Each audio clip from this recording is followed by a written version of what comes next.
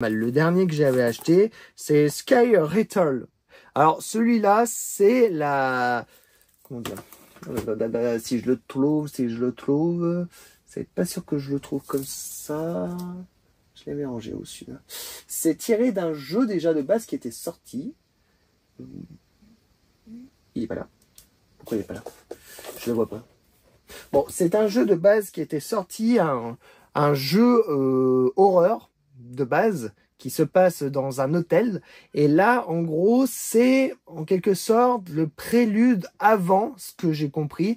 Mais quand j'ai joué à ce jeu, ça m'a fait penser directement aux maps de zombies de Black Ops, les mêmes systèmes d'attaque, tout ça, le même système d'amélioration d'armes. Donc, vous savez, le punch, là, qui permet d'améliorer les armes au max, et vous avez plusieurs survies.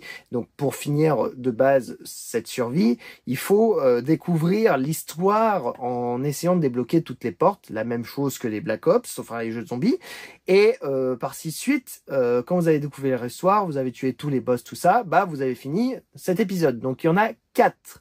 Il y en a apparemment plus avec des DLC. Mais franchement, pour vous dire, ça fait longtemps que je disais à mes amis, les Call of Duty, tout ça, il faudrait qu'ils me fassent une pause et qu'ils fassent des jeux de survie, mode zombie, ça serait vraiment incroyable, un jeu comme ça, mais un vrai, le même style qu'ils font, mais vraiment avec des maps vraiment intenses, tout ça, avec des vagues différentes de zombies.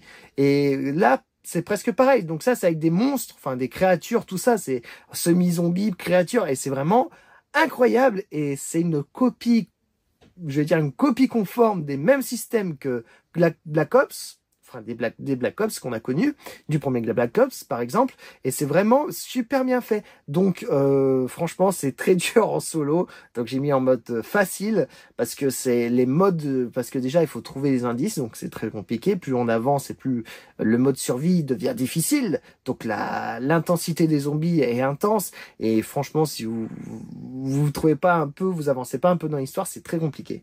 Donc c'est très intéressant, je vous le conseille si vous aimez bien les modes de survie, même si vous faites pas la quête principale. Vraiment, vous suivez un peu un mode, voilà, j'améliore mes armes, vraiment faire que de la survie et résister le plus longtemps possible.